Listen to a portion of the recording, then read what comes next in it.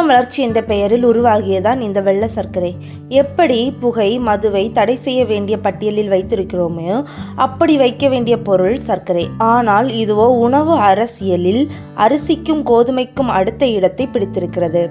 உலக அளவில் சர்க்கரை நோயாளிகள் பட்டியலில் இந்தியர்களை முதல் இடத்துக்கு தள்ளியதிலும் பெரும்பாலான பெண்களுக்கு வரும் ஆஸ்டியோபோரோசிஸ் நோய்க்கும் பல புற்றுநோய்கள் வளர்வதற்கும் இந்த சர்க்கரை அதிக பங்கு வகிக்கிறது. சர்க்கரை சேர்க்காம எப்படி ஒரு சுவையான உணவை நம்ம செய்ய முடியும் அப்படின்னு நம்ம பல தடவை யோசிச்சிருப்போம். ஆனால் நம்ம அந்த சர்க்கரை சேர்த்து செய்து சாப்பிடக்கூடிய உணவில் எவ்வளவு பக்க விளைவுகள் இருக்குன்னு நமக்கு தெரியாது.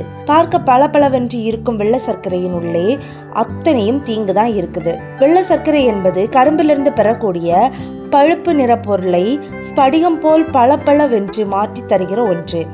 இந்த நிலையை எட்டுவதற்கு பலவிதமான ப்ராசஸ் நடைபெறுகிறது. இந்த தயாரிப்புகளின் போது பயன்படுத்தப்படும் ரசாயனங்கள் வேதி விளைவுகள் தான் சர்க்கரையின் பண்புகளை மோசமானதாக்குகிறது. சர்க்கரையில் சேர்க்கப்படும் சல்ஃபர் டை ஆக்சைடு இதுதான் ப்ளீச் ஏஜென்டாக சர்க்கரையில் சேர்க்கப்படுகிறது. அதாவது பழுப்பு நிறத்தில் இருக்கும் சர்க்கரையை வெள்ளை நிறமாக மாற்றுவதில் இது துணை புரிகிறது. இவை ஏன் பாதிப்பை உண்டாக்குறது என்பதை பற்றி நம்ம தெரிஞ்சு கொள்ளலாம். வீடியோக்குள்ளே போகிறதுக்கு முன்னாடி நம்ம சேனலை சப்ஸ்கிரைப் பண்ணாதவங்க சப்ஸ்கிரைப் பண்ணுங்கள், பக்கத்தில் இருக்க பெல் ஐக்கானை கிளிக் பண்ணுங்கள். அப்போ தான் நான் போடுற வீடியோஸ் உங்களுக்கு நோட்டிஃபிகேஷனாக வரும். வாங்க வீடியோக்குள்ளே போகலாம். முதலாவது பாதிக்கப்படுவது கல்லீரல். வெள்ளை சர்க்கரை சாப்பிடுவதால் கல்லீரல் பாதிப்பு ஏற்படும். சர்க்கரையின் அதிகப்படியான நுகர்வு காரணமாக அது கொழுப்பு வடிவில் கல்லீரல் சேமிக்க தொடங்குகிறது. இது கல்லீரல் சேதத்தின் அபாயத்தை அதிகரிக்கிறது. அத்தகைய சூழ்நிலையில் சர்க்கரை உட்கொள்வதை குறைக்கப்பட வேண்டும் மற்றும் சர்க்கரையிலிருந்து தயாரிக்கப்படும் பொருட்களை உட்கொள்வதையும் தவிர்க்க வேண்டும். இரண்டாவது, உடல் வீக்கம். வெள்ளை சர்க்கரை சாப்பிடுவதன் மூலம் உடல் வீக்கம் பிரச்சனை அதிகரிக்கிறது. இதற்கு காரணம் சர்க்கரையை அளவுக்கு அதிகமாக உட்கொள்ளும் போது இன்சுலின் எதிர்ப்பு தன்மை அதிகரித்து இரத்தத்தின் சர்க்கரை அளவு அதிகரிக்கிறது. உடலில் ஏற்படும் அலர்ச்சி பிரச்சனையை அதிகரிக்கும். வெள்ளை சர்க்கரையின் அதிகப்படியான நுகர்வு காரணமாக நீரிழிவு அபாயமும் அதிகரிக்கிறது. மூன்றாவது, மனக்குழப்பம்.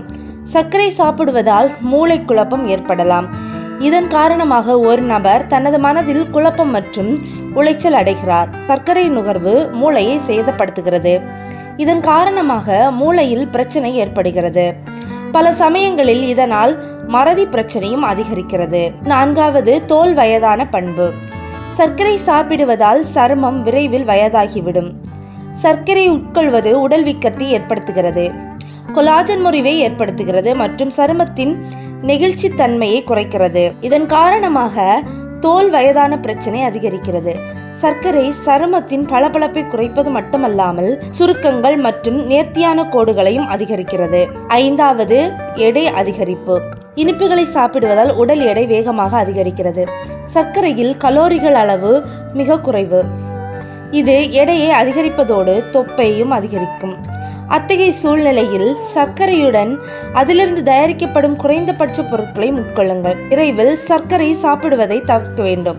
சர்க்கரைக்கு பதிலாக நம்ம என்னெல்லாம் சாப்பிடலாம் வாங்க பார்க்கலாம். சர்க்கரை உணவுப் பொருட்களுக்கு பதிலாக பேரிச்சப்பழம், அத்திப்பழம், உலர்ந்த பிளம்ஸ், திராட்சை பழம் மற்றும் கருப்பு திராட்சை ஆகியவற்றை உட்கொள்ளலாம்.